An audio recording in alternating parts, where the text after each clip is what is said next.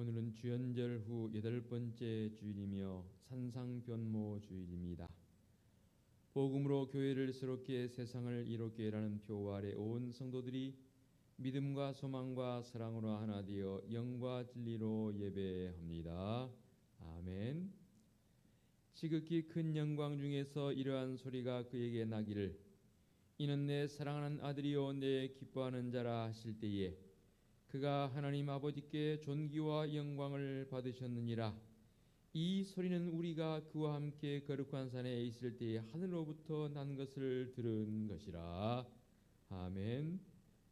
할렐루야. 찬송과 존귀와 영광을 세세 무궁토록 받으시기에 합당하신 하나님 아버지, 산상변모 주일을 맞이하여 주님의 백성들이 주님의 광채가 빛나고 있는 성전으로 올라왔사오니 주님의 자녀들을 영접하여 주옵소서.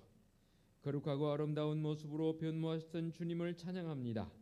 영광을 받아 주옵소서.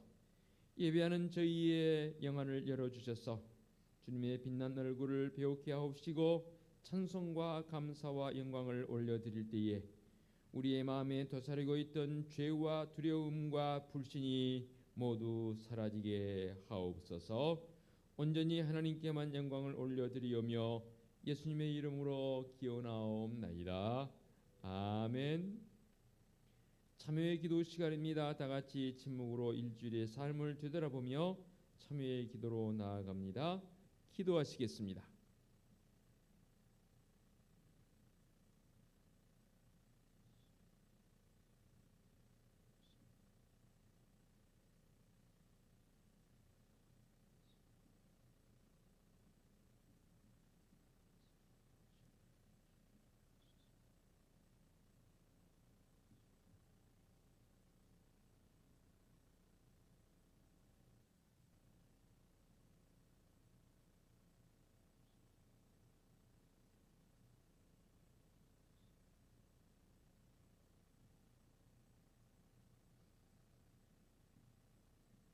삶의 확신입니다. 내가 여호와인 줄 아는 마음을 그들에게 주어서 그들이 전심으로 내게 돌아오게 하리니 그들은 내 백성이 되겠고 나는 그들의 하나님이 되리라. 아멘.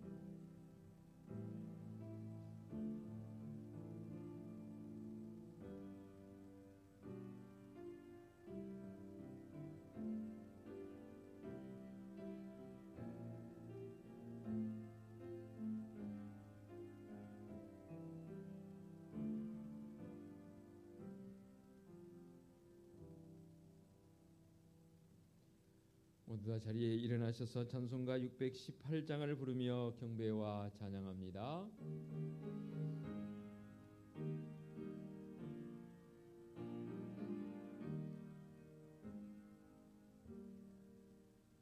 나 주님을 사랑합니다. 참 사랑의 주를 경배해 한 마음으로 찬양하오니 우리들의 기도 들으소서.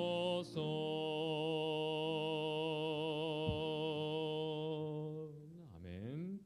성시 교독하겠습니다. 여호와는 나의 빛이요 나의 구원이시니 내가 누구를 두려워하리요?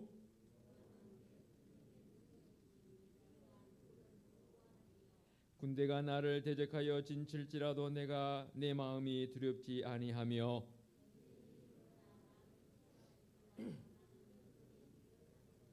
내가 여호와께 바라는 한 가지 일 그것을 바라리니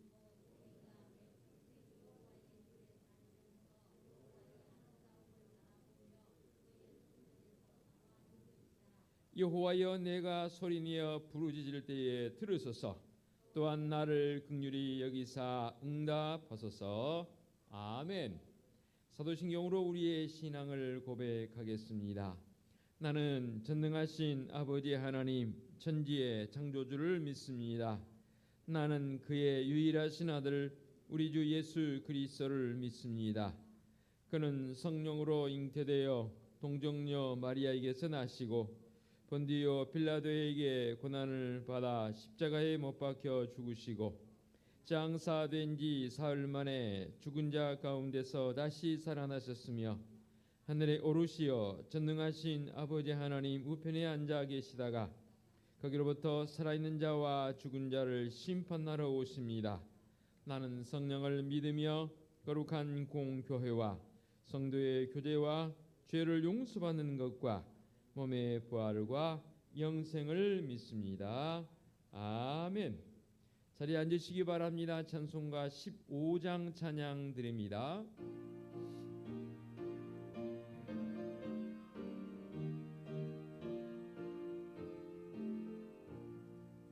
하나님의 크신 사랑 하늘에서 내리사 우리 맘에 항상 계셔 온전하게 하소서. 우리 주는 자비하사 사랑 무한하시니 두려워서 떠는 자를 구원하여 주소서. 걱정 근심 많은 자를 성령 감화하시며 복과 은혜 사랑받아 평안하게 하소서. 처음과 끝이 되신 주님 항상 인도하셔서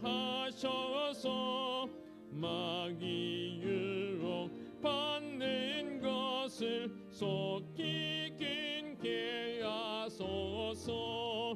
전능하신 아버지여 주의 능력 주시고 우리 맘에 임하셔서 떠나가지 마소서.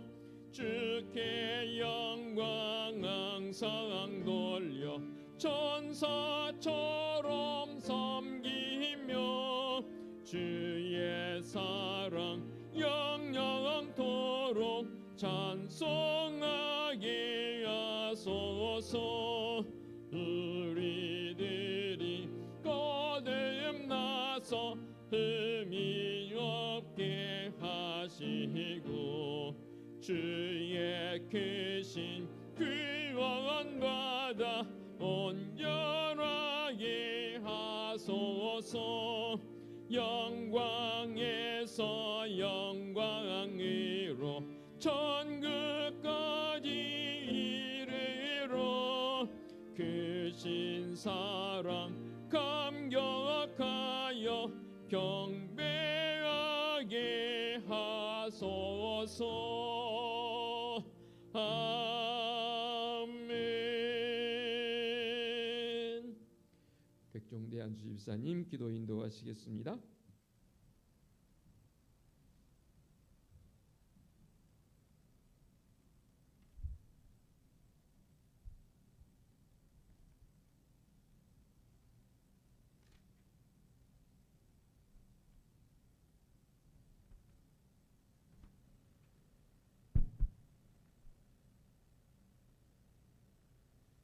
기도 드리시겠습니다.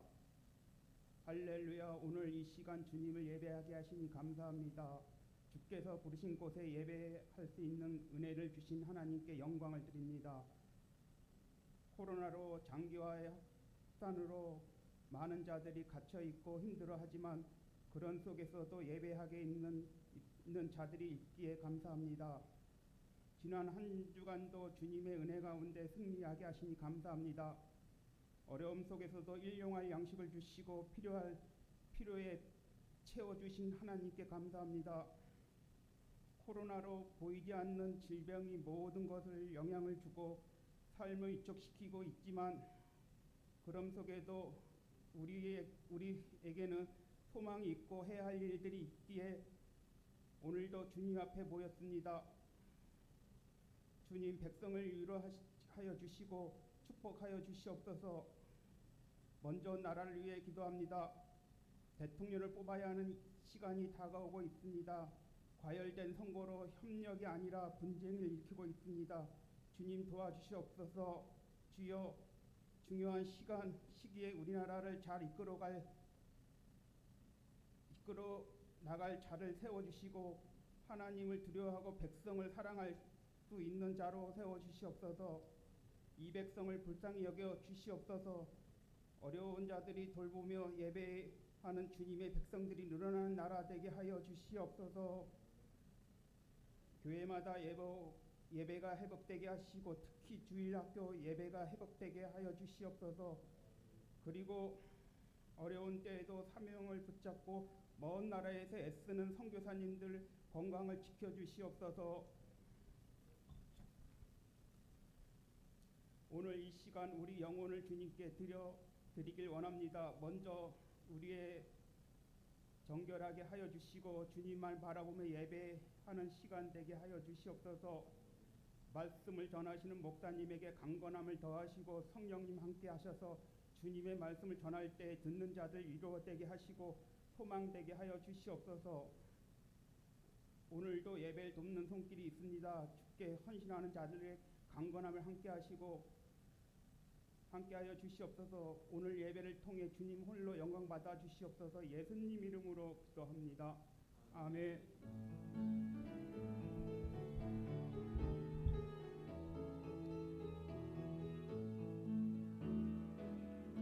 하늘에 계신 우리 아버지의 이름을 거룩하게 하시며 아버지의 나라가 오게 하시며 아버지의 뜻이 하늘에서와 같이 땅에서도 이루어지게 하소서.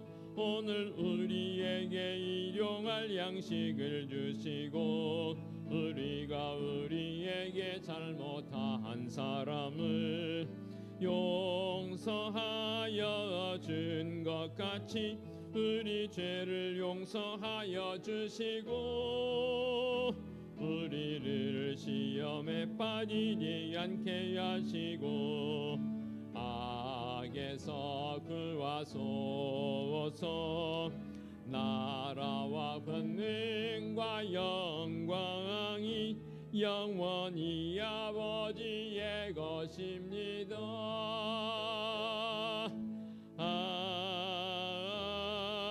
아멘. 교회 소식 전하겠습니다. 주보를 보시면 되겠습니다.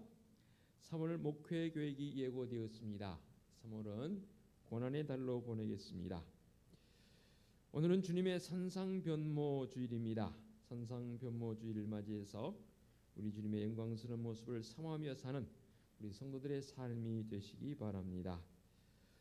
오는 3월 2일은 성회 수요일 또는 제의 수요일이라고 합니다. 이날부터 주님의 고난을 더 깊이 묵상하는 사순절이 시작됩니다. 올해의 부활주일은 4월 17일 주일이 되겠습니다. 과거 우리 믿음의 선배들은 이 사순절 기간에는 육식도 금했고 여흥을 중단하면서까지 주님 고난에 동참하는 거룩한 삶을 표방했습니다. 우리도 이런 거룩한 삶을 따라가기를 원합니다. 오늘 찬양예배 주일 가정예배로 드립니다. 금주 금요 한밤 기도에 쉬겠고요. 오는 주일 2부 예배 후에 이 자리에서 정기 재직회가 있겠습니다. 헌법정치 제91조 1항 재직회원은 시무목사, 장로, 집사, 권사, 전도사, 서류집사로 한다라고 되어 있습니다. 참고하시라고 기록했습니다. 오는 주일 정기 재직회 후에 목양실에서 정기 당회가 있겠습니다. 오는 주일 찬양 예배는 주일 가정 예배로 드리겠고요. 오늘 한 12시 20분 이 자리에서 장소를 옮깁니다. 중고등부실에서 피택자 교육이 있습니다. 피택자들은 다 모두 참여해 주시면 좋겠고요. 주보에 누락된 사항 2가지만 추가합니다. 그러니까 지난해까지 있었던 제3여선교회 회장으로 우리 구본회 권사님이 섬기셨는데요. 제3여선교회에서 보면대 6개, 마이크 7개를 한 50여만 원 정도 되는데 구입해서 교회에 헌물해 주셨습니다. 감사를 드리고요. 또 우리 임종호 청년회장 감사해서 우리 성도들에게 떡을 접대합니다.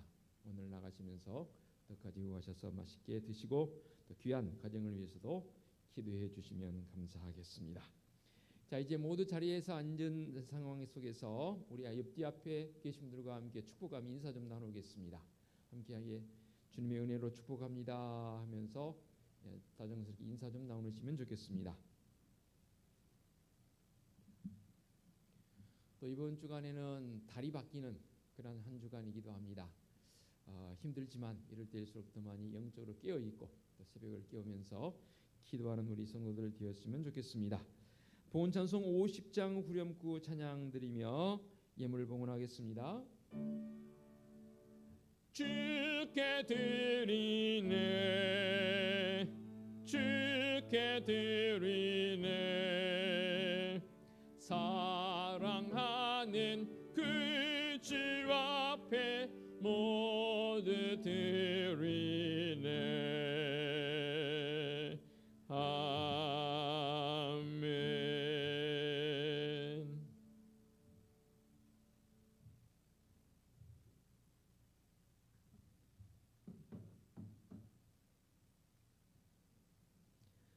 봉기도 드리겠습니다. 사랑과 은혜가 풍성하신 하나님 아버지, 늘 새롭게 해주시는 주님의 은총 속에서 하루하루를 살게 하시니 감사합니다. 성도의 본분인 하나님을 영화롭게 하며 오직 하나님만을 즐거워하는 믿음의 성도들의 삶이 되도록 은혜의 은혜를 더하여 주시옵소서. 오늘도 주님 앞에 예배하며 11조 예물을 봉헌하옵고 감사 예물을 봉헌하오며 선교 예물과 구제 예물과 매주일 잊지 않고 건축 예물, 주일 예물도 봉헌합니다. 예물 봉헌한 우리 성도들의 가정과 사업장과 직장이 어느 때보다 든든히 서가게 하옵시고 하나님의 영광을 드러낼 수 있는 삶의 자리들로 세우시며 인도하여 주시옵소서. 특별히 사랑하는 성도들의 가정이 우리 주님 예수 그리스도로 말미암아 가정 천국을 이루어갈 수 있는 역사도 경험하며 살게 하여 주시옵소서. 주님의 피값으로 세워주신 우리 은혜숲교회를 위해 기도합니다. 온 교회의 성도들이 가장 먼저는 복음의 본질을 회복하게 하옵시고 나아가서 성도적 삶의 모습 속에서 성도들 한 사람 한 사람이 교회이지 않습니까? 이 교회가 새롭게 변화되어지며 그 변화된 모습을 가지고 세상에 나아가서는 강력한 영향력으로 세상을 이롭게 하는 성도들의 삶이 되게 하여 주시옵소서. 아무리 코로나19 바이러스가 창궐한다 할지라도 우리는 이제 정말로 주님 앞에 더 결단하며 하나님 앞에 바른 예배자의 모습으로 나갈 수 있는 결단도 있게 하여 주시옵소서. 우리 교육부서와 특별히 청년들을 위해 기도합니다. 우리 믿음의 청년들을 붙들어 주시고 교육부서가 주의 가운데 든든히 서가게 하옵시며 속한 신뢰에 우리 믿음의 교육부서가 회복되어져서 찬송의 영광이 있게 하옵시고 우리 귀한 믿음의 자녀들의 활동과 웃음소리가 끊이지 않는 이 지단 되어지도록 은총을 베풀어 주시옵소서. 군복무 중인 믿음의 청년들을 붙들어 주시고 십자가의 군병의 모습으로 강건하게 하여 주시옵소서. 거룩하신 아버지 하나님, 참으로 이제 지난 11월에 아버지 앞에 피택자로 세워주셔서 이제 항전직으로 섬기기 위해서 오는 4월에 임직을 앞두고 우리가 이제 교육 중에 있습니다. 우리 피택자들의 마음속에 정결한 마음을 더해주시고 배우고 익힘을 통해서 하나님 앞에 더 기쁨으로 감사로 나갈 수 있는 우리 피택자들 되게 하여 주시옵소서. 제3여선교회 지난 선교회에서 헌물하며 하나님 앞에 영광을 돌립니다. 귀한 손길들 귀합니다. 주님, 더 그 손길을 통해서 하나님의 영광이 드러나게 하여 주시옵소서. 우리 임종호 청년회장 감사하여 성도들을 떡으로 접대하옵나니 그 손길에 강건함을 더해 주시고 아버지 앞에 더 기쁨으로 나갈 수 있는 믿음의 손길로 세우시며 인도하여 주시옵소서. 주님의 거룩한 전을 청소하고 관리하고 여러 곳에서 이 모양 저 모양으로 섬기는 성도들의 손길이 귀합니다. 주님의 크신 은총으로 안위하여 주옵시고 또한 이렇게 아름답게 강단의 꽃꽂이로 섬겨주신 김혜경 권사님에게도 주님의 크신 은혜와 사랑이 넘치게 하여 주시옵소서. 이 힘든 때에 육신의 질고를 통해서 또 마음의 아픔을 통해서 어찌할 바 몰라는 우리 믿음의 성도들이 있사오니 주님 그 아픈 부위들을 주님의 십자가의 권능의 손길로 싸매시며 어루만지시며 치유하여 주시옵소서. 회복되어 주님의 영광을 찬양하게 하옵시고 주님의 바른 예배의 모습으로 나갈 수 있도록 은총을 베풀어 주시옵소서. 거룩하신 하나님 아버지, 이제 이번 주간에 사순절이 시작되어집니다. 주님의 고난에 누구 어느 때보다 더 많이 동참하게 하옵시고 영적 깊이를 더해갈 수 있는 복된 성도들의 삶이 되게 하여 주시옵소서.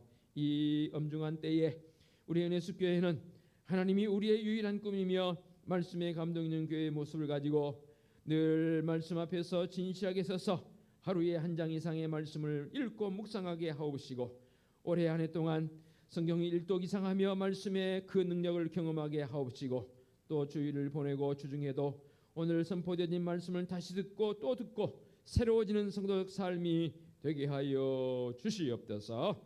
우리 주님 예수 그리스도의 이름으로 기도하옵나이다. 아멘.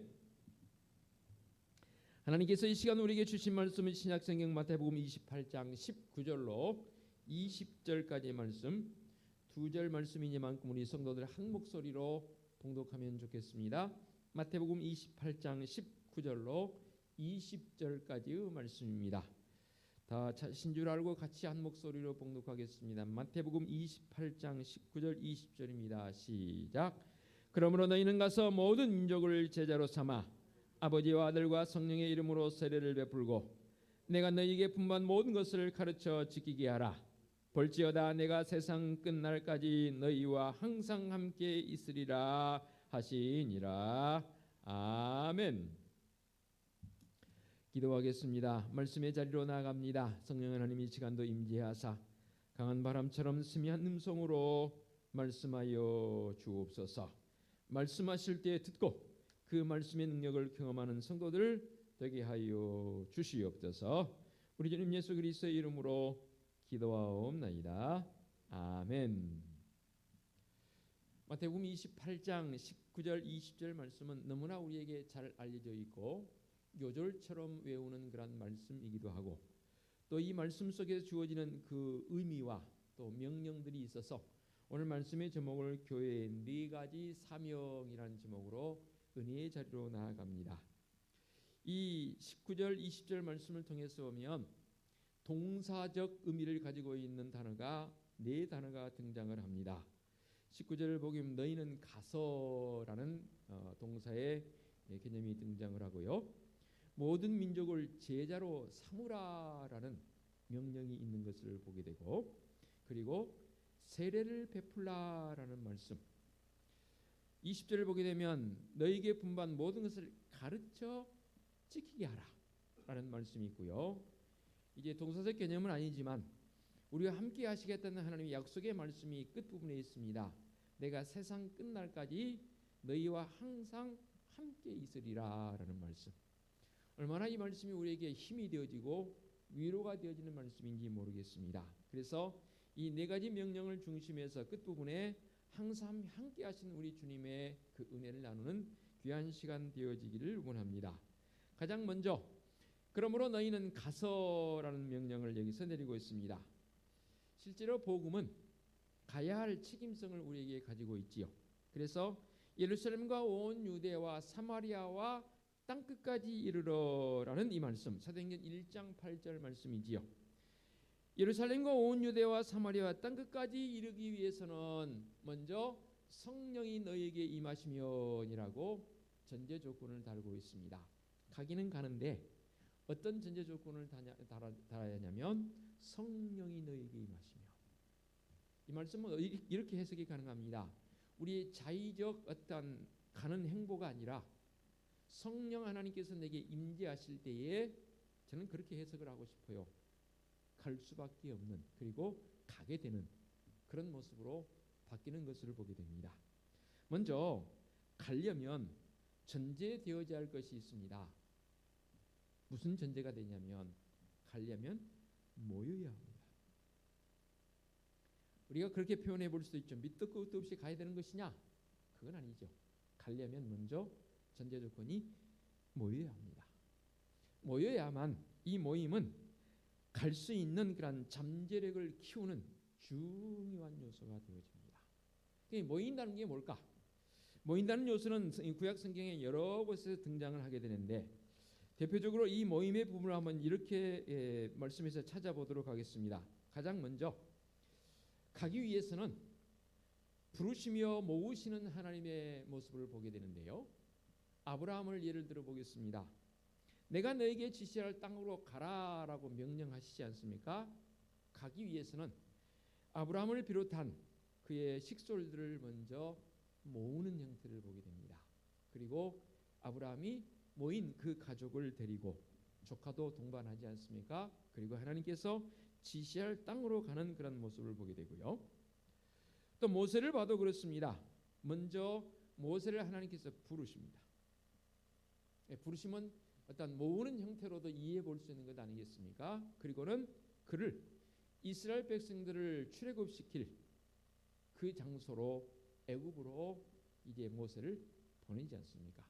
하나님의 명령을 따라서 가는 모세의 모습을 보기도 하고요. 또 주님께서 이제 공생의 사역을 시작하시면서 놀라운 이 사역적 관점에서 먼저 제자들을 이렇게 불러 모으시는 모습을 보게 됩니다. 일일이 찾아다니면서 나를 따라오너라 내가 너희로 사람을 낚는 어부가 되게 하리라 말씀하시면서 제자들을 한 사람 한 사람 부르지 않습니까?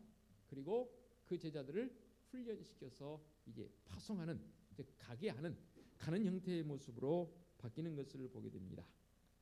그리고 더 놀라운 사실은 이제 사도행전에 보게 되면 12사도를 비롯한 120명의 성도들이 마가의 다락방에 모였습니다. 보십시오. 모일 때 놀라운 역사가 일어납니다. 그 마가 다락방에 120명의 성도들이 모였을 때에 그들이 기도할 때에 성령의 임재가 강력하게 그들에게 임하는 것을 그들이 경험하게 됩니다. 그 강력하게 임하시는 성령의 역사하심, 성령이 내게 임하시면 이란 이 전제 조건 조금 전에 말씀드렸죠. 그러게 되면 갈 수밖에 없는, 가지 않고는 견딜 수 없는 마음이 우리에게 생긴다고 말합니다. 그게 바로 이제 사명이죠. 우리가 흔히 이 마태복음 28장 19절 20절의 말씀을 사명적 관점으로 이야기는 하는데 더 큰 사명적 관점으로 이해를 하지 않습니까?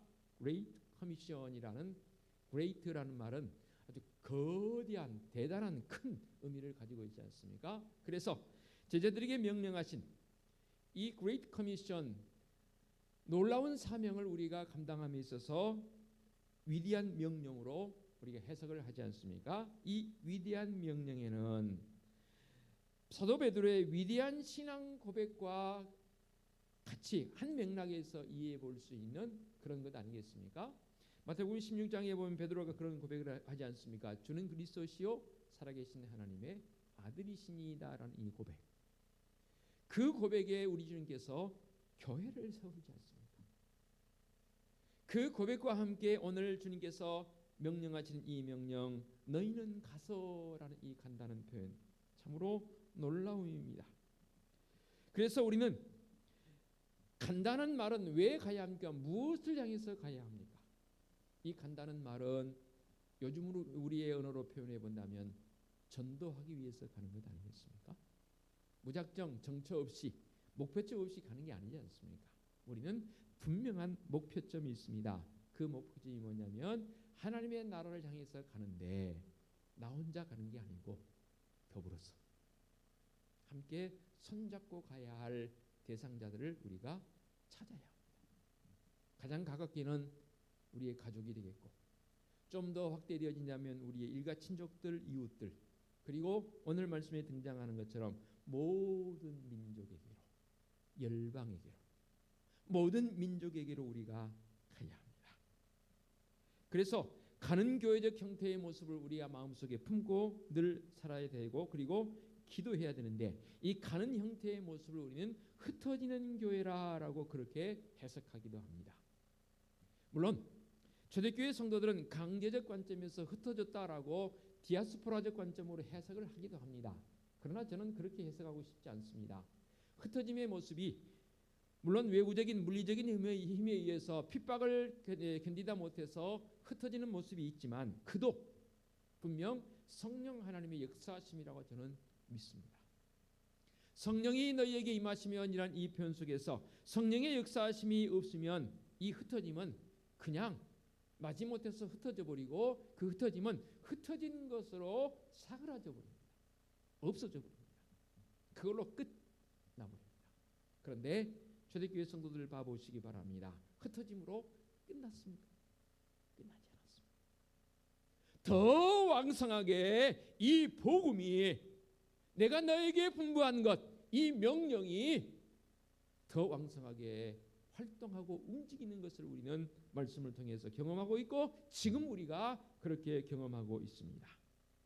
그래서 사도 바울은 로마서 10장 14절 15절 이렇게 말씀합니다. 그런즉 그들이 믿지 아니하는 일을 어찌 부르리요 듣지 못한 일을 어찌 믿으리요 전파하는 자가 없이 어찌 들으리요 보내심을 받지 아니하였으면 어찌 전파하리요 기록된 바 아름답도다 좋은 소식을 전하는 자들의 발휘함과 같으니라.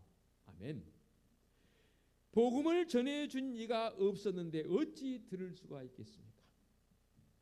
오늘날 한국 땅에 이렇게 놀랍도록 복음의 역사가 임한 것은 우리에게 참으로 그 힘든 때에 복음에 전파되어지는 그 전파의 역사가 있었기 때문에 이렇게 하나님 앞에 예배자의 모습으로 나갈 수 있는 은혜를 우리에게 베풀어 주신 줄로 믿습니다.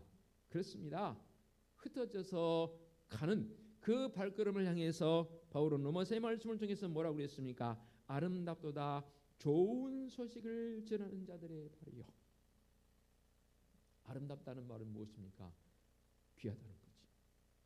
어떤 발이? 가서 복음을 전하는 자들의 발. 이 로마서 10장의 말씀이 참으로 가서 복음을 전해야 할 성도적 삶의 모습을 그렇게 표현해 놓은 것 아니겠습니까? 그러므로 믿음의 성도들은 분명히 우리도 아름다운 발의 모습을 가지고 나가서 증거하는 증거자적 삶을 살아야 되는 것 아니겠습니까? 자, 이제 그러면 가서 뭐 할 것인가? 이렇게 말씀은 가서 모든 민족을 제자로 삼으라라고 말씀하고 있습니다. 제자로 삼다는 말은 참 귀한 일입니다. 제자로 삼다는 내 제자로 삼는 것이 아니라 누구의 제자로? 주님의 제자로. 더러 우리는 착각을 해요. 세상의 학문, 세상의 스승들은 자기 제자를 만드는 것이 대부분이지요. 또 그 스승의 제자가 되기 위해서 머리를 조아리고 가서 꿇어서 배우는 그러한 제자적 모습 참 많지요. 심지어는 어떤 스승들은 이제 내가 너에게 가르칠 것이 더 없느니라 가라 하고 제자를 보내는 그런 장면들도 심심찮게 우리가 나옵니다. 그런데 우리는 모든 민족을 제자로 삼음에 있어서 그 제자는 누구의 제자로 삼아야 하는 겁니까? 내 제자가 아니라 주님의 제자로. 제자로 삼다는 말은 우리 너무너무 귀한 믿음의 역사입니다. 이 말씀은 곧 가르치고 훈련시키라는 뜻으로도 해석이 되어집니다. 그러니까 개인적인 믿음뿐만 아니라 교회적으로 조직화되어져서 그들을 가르쳐야 할 사명도 사실 더 확대시켜서 해석해 볼 수 있는 그런 부분이죠. 제자로 삼는데 어떻게 삼아야 합니까? 아버지와 아들과 성령의 이름으로 세례를 베풀라라고 했습니다. 한동안 이 세례 베품에 대해서 논란이 되었던 게 있습니다. 지금도 논란의 요소가 있긴 있죠. 이단에서 세례 받은 자들에 의해서 그들이 개종을 하고 기성교회로 우리 교회로 들어왔을 때 이단에서 세례 받은 것을 어떻게 할 것인가? 그 세례를 인정해야 하는 것인가? 또 우리 개신교가 아닌 천주교회에서 세례 받은 자들에 대해서 우리 교회로 들어왔을 때 그 세례를 어떻게 할 것인가? 세례를 인정해야 되는 것인가 아닌가? 이단자들의 모습, 그리고 천주교에서 베푼 세례적 요소를 우리 개신교에서 어떻게 할 것인가? 이와 결부된 제 경험적인 요소가 있어서 한번 고백을 드리고 한번 여러분에게 생각할 시간을 좀 드리도록 하겠습니다. 제가 유학을 마치고 이제 한국으로 들어오려 하는데 저를 상당히 좀 아끼는 목사님이 계셨어요. 그 목사님이 한국인이지만 굉장히 외국에서 오래 살으셔서 30년 이상 살으셔서 영어를 원주민 못지않게 영어를 하시기 때문에 캐네디언 원주민들 목회를 하십니다. 그런데 그 목사님 소속이 어디냐면 침례교입니다. 저를 너무 좋게 여기서 황 목사 한국 들어가지 말고 나하고 같이 목회합시다. 뭐 할 수만 있으면 제가 해야지요. 내 현재 지금 이 캐네디언 목회하는 그 분량을 떼서 우리식으로 말하면 분리개척 해줄 테니까 들어가지 말고 여기서 우리 목회하면서 같이 의지하고 살자 그러더라고요. 뭐 하라면 해야 되겠죠. 대신 전제 조건이 있어. 뭔데요? 다시 침례를 받아야 돼. 그러더라고요. 뭔 말이에요? 우리 장로교 같은 경우는 침례가 아니라 약식으로 성부와 성자와 성령의 이름으로 이렇게 해서 세례를 베풀지 않습니까? 그걸 침례교에서는 허용하지 않겠다는 거예요. 그러니까 목사인 세례받은 제가 다시 침례교에 와서 침례를 받으라는 거예요. 제가 반대로 말했으면 목사님 침례 받지 않고 그냥 인정해 주면 할게요. 막 웃으시더라고요. 결국은 저는 안 하겠다 그 말이거든요. 이게 뭐예요? 아니 성부와 성자와 성령의 이름으로 분명하게 약식으로 줬는데 물에 잠기지 않았다고 침례 안 했다고 그걸 인정할 수 없다? 이게 이해가 안 되는 거예요. 왜 제가 이런 말씀을 드리냐면 이단에서 세례받은 그 세례적 순간만큼은 그들도 교주의 이름으로 세례를 주는 게 아니라 봐보세요. 성부와 성자와 성령의 이름으로 세례를 베풀거든요. 천주교에서도 세례를 베풀 때만큼은 성부와 성자와 성령의 이름으로 세례를 베풀거든요. 그 근거가 바로 오늘 말씀이거든요. 성부와 성자와 성령 하나님, 그 하나님을 우리는 어떤 하나님이라고 고백합니까? 삼위일체 하나님이라고 고백합니다. 제가 축도할 때에도 성부와 예수 그리스도의 은혜와 하나님의 사랑과 성령의 교통하심을 고린도후서 13절의 말씀을 통해서 축도를 하지 않습니까? 성부와 성자와 성령이란 이 말씀 속에는 삼위일체 하나님을 인정한다라는 고백한다라는 그런 개념이 되는 것이지요. 그래서 성부와 성자와 성령의 이름으로 이 성부와 성자와 성령의 이름은 무엇을 의미하냐면은 곧 창조주 하나님의 섭리하심을 인정하는 것이 되겠고 성자 예수 그리스도가 유일한 중보자임을 인정하는 것이고 보혜사 성령님의 위로하심과 역사하심을 내가 인정한다는 그 고백이 바로 성부와 성자와 성령의 이름입니다. 중요한 요소입니다. 이거. 만일에 이게 빠져버리면 죄송합니다. 믿음의 고백이 아닙니다. 진짜 창조자이신 성부이신 하나님과 독생자이신 예수 그리스도 그리고 지금도 우리를 위해서 말할 수 없는 탄식으로 간구하시는 성령의 역사하심 그것을 고백하는 게 바로 세례라는 거예요. 그래서 그 고백을 하는 사람들에게 침례도 좋고 우리 장로교에서 베푼 것처럼 성부와 성자와 성령의 이름으로 약식으로 행할지라도 그것이 우리에게는 세례적 요소라는 거죠. 그러면 세례의 본질은 뭡니까? 왜 세례를 받아야 합니까? 세례의 본질은 크게 두 가지로 이렇게 요약해 보겠습니다. 먼저는 소속감입니다. 내가 성부와 성자와 성령의 이름으로 베풀어 주신 세례를 받아들이고 내가 세례를 받는다는 것은 나는 예수 그리스도에게 속한 사람입니다라는 것을 인정하는 행위라 그 말입니다. 그래서 세례가 중요합니다. 대한민국 백성으로 인정되어질 때에 세계에서 가장 부러워하는 이 여권 두 나라가 있다고 합니다. 그 여권 가운데 우리나라가 두 번째입니다. 한 나라는 저기 서방에 있고요. 세계에서 대한민국 여권을 너무너무 부러워한다고 합니다. 대한민국 여권을 가질 수만 있다면, 왜냐하면 그야말로 프리패스입니다. 대한민국 여권을 가지게 되면 대부분의 나라들은 지금 우리나라의 이상 이렇게 높여 있습니다. 그냥 통과합니다. 따로 물론 출입국 관리소에서 검역은 하지요. 그러나 까다롭게 하지 않습니다. 사람들이 대한민국 여권 녹색 딱 들고 있으면 사람들이 눈이 희둥그레진다라는 그런 소식을 제가 전해 들었습니다. 왜 그렇게 됩니까? 분명한 소속이 있기 때문입니다. 어떤 소속? 대한민국 백성이라는 소속. 그것보다 더 중요한 게 바로 세례를 받는 겁니다. 우리 주님께 속한 소속적 관점이 세례에 깊은 의미가 있습니다. 그래서 공동위회를 우리가 할 때도 세례교인이어야만 합니다.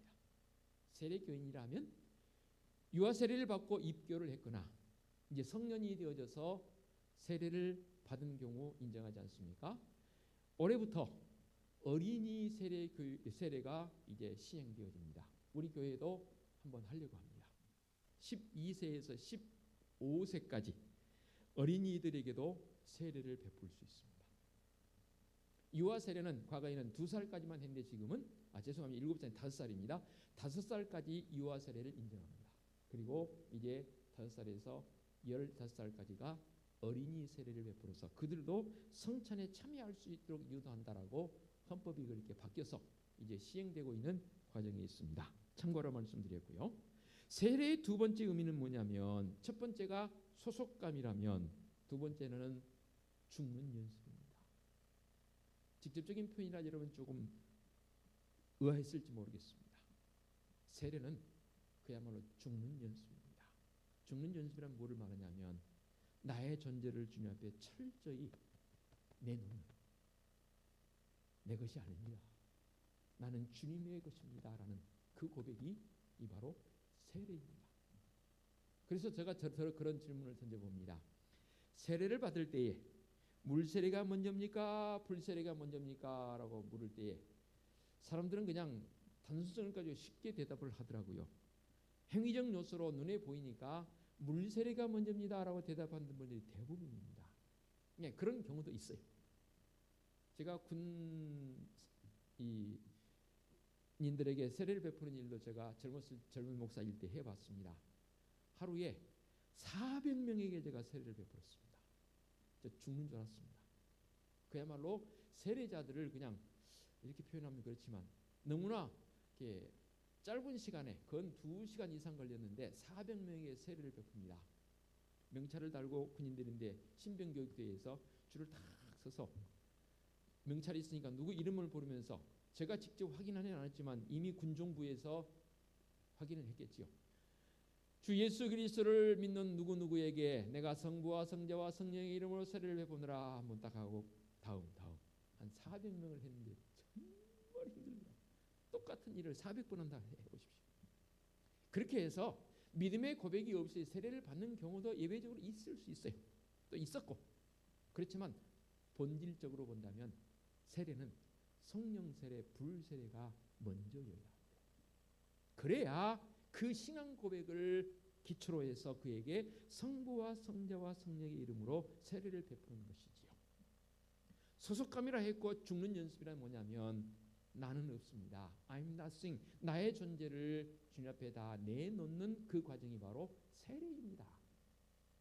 그래서 바울은 그렇게 고백하지 않습니까? 고린도전서 15장 31절에 나는 날마다 죽노라. 그 행위가 바로 그 고백이 이 세례적 행위 속에서 주어지는 고백이 되는 것이지요. 종교개혁자 말틴 루터는 그런 고백을 했지요. 나는 날마다 세례받노라.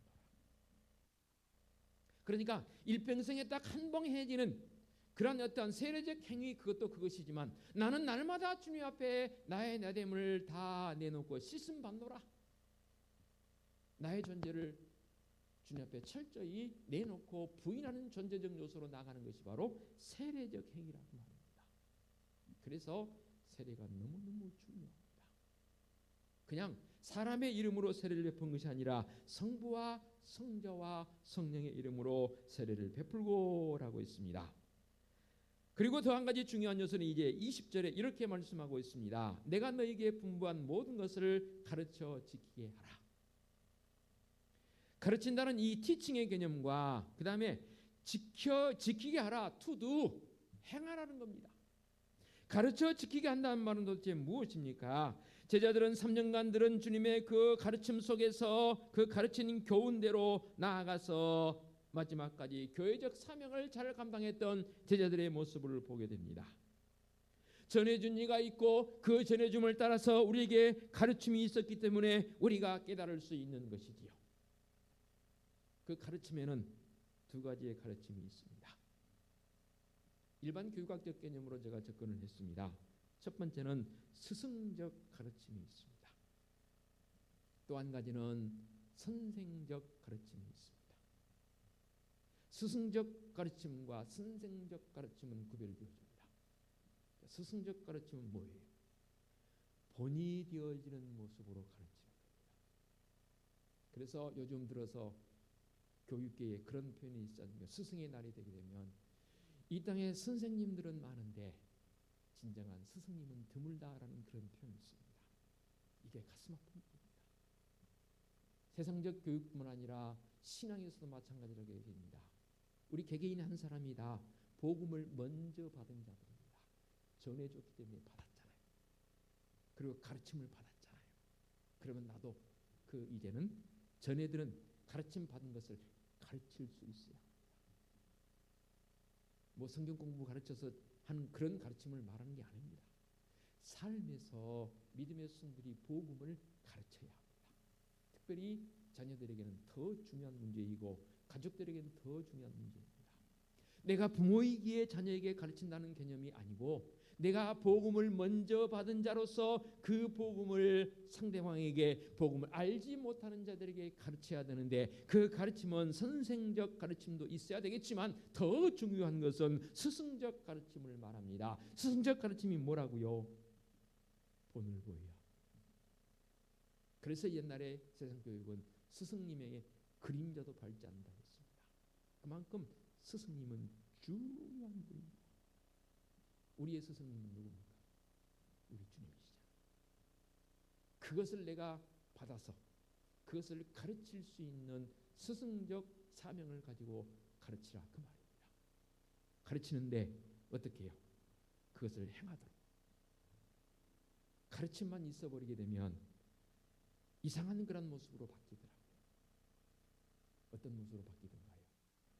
가분순적으로서 머리만 커져버리고 결국 행함이 없는 믿음이 되어버리시죠. 행함이 없는 믿음은 어떤 믿음이라 했습니까? 야고보 선생은 죽은 믿음이라고 했습니다. 그래서 to do, 행하도록 가르치는 겁니다. 무엇을 행하도록? 하나님의 나라를 이 땅에 건설하는 그 행정 요소. 그래서 요한계시록 1장 3절에 이렇게 말씀하고 있습니다. 말씀을 읽는 자와 듣는 자들과 그 가운데 기록한 것을 지키는 자들이 복이 있습니다. 말씀을 지키는 자들이 복이 있다고 했습니다. 그 지킴은 바로 하나님의 나라를 이 땅에 지켜가고 건설해 나가는 성도적 모습이 되겠지요. 그럴 때에 주님 약속하십니다. 20절 하반절 마지막, 내가 세상 끝날까지 너희와 항상 함께 있으리라. 이 말씀이 얼마나 은혜가 될지 몰라요. 이 말씀은 계속해서 우리 주님께서 세상 끝날까지 중단 없는 영적 임재를 우리에게 약속하신다는 그런 말씀입니다. 이 말씀은 항상 우리와 함께 현재적으로 같이 계심을 의미하는 것 아니겠습니까? 성도들은 이 세상에서 혼자 사는 게 아닙니다. 성도는 우리 주님과 함께 살아가고 있는 현재적 나의 행보이고 내 삶의 모습이 되는 줄로 믿습니다. 그래서 우리에게 말씀하십니다. 내가 너희를 고아와 같이 버려두지 아니하겠노라. 이 말씀 되십니다. 내가 너희를 고아와 같이 버려두지 아니하겠노라. 내가 너희와 함께하리라. 주님 우리와 함께 하신다는데 무엇이 그렇게 두렵고 겁나십니까? 오늘 교회의 사회의 사명 네 가지를 함께 말씀을 나눴습니다. 힘든 때를 살아가고 있습니다. 이 말씀 의지하시고 더 꿋꿋하게 한 걸음 나가는 우리 성도적 삶이 되어지시기를 부탁을 드리겠습니다. 기도하겠습니다. 하나님 아버지 감사합니다. 너희는 가서 모든 민족으로 제자를 삼아서 아버지와 아들과 성령의 이름으로 세례를 베풀고 그들에게 가르쳐서 지키게 하라라고 말씀하고 있습니다. 그러시면서 주님 우리에게 약속하십니다. 내가 너희와 항상 함께하리라. 얼마나 우리에게 힘이 되고 위로가 되는 말씀인지 모릅니다. 분명히 우리의 이 사명적 교회적 사명 잊지 않고 나갈 수 있는 성도들을 되게 하여 주시옵소서. 우리 주님 예수 그리스도의 이름으로 기도하옵나이다. 아멘. 보통 절단 찬송은 찬송가로 우리가 찬양을 하는데 오늘은 좀 달리 하겠습니다. 가서 제자 삼으라. 복음사가 익히 잘 알고 있는 찬양입니다. 함께 찬양 힘차게 드리겠습니다.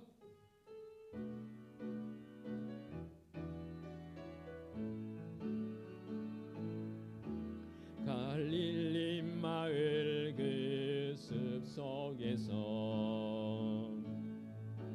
주님 그 열한 제자 다시 만나시사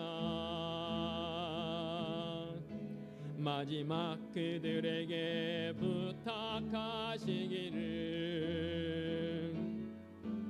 너희들은 가라져 세상으로 가서 제자 삼으라 세상 많은 사람들을 세상 모든 영혼이 내게 딸렸나니 가서 제자 삼으라 나의 길을 가르치라 내가 너희와 항상 함께 하리라. 지금도 우리 찾아오사 지금도 우리 주 찾아오사 어두워져 가는 저 세상 바라보며 마지막 우리에게 부탁하시기를 너희들은 가라져 세상으로 가서 제자 삼으라 세상 많은 사람들을 세상 모든 영혼이 내게 달렸나니 가서 제자 삼으라 나의 길을 가르치라 내가 너희와 항상 함께 하리라. 아멘. 오늘의 위탁의 말씀입니다. 너희는 가서 모든 민족을 제자로 삼아 아버지와 아들과 성령의 이름으로 세례를 베풀고 내가 너희에게 분부한 모든 것을 가르쳐 지키게 하라. 아멘. 우리 주님 예수 그리스도의 은혜와 하나님 아버지의 지극하신 사랑하심과 성령님의 인도하시며 교통하심이 온전한 교회의 사명을 잘 감당하며 살아가기를 원하는 사랑하는 성도들의 머리 위에와 성도들의 가정과 사업장과 직장 위에와 우리 교회 위에와 이 민족 위에 이제와 영원토록 함께 하시기를 축원하옵나이다. 아멘.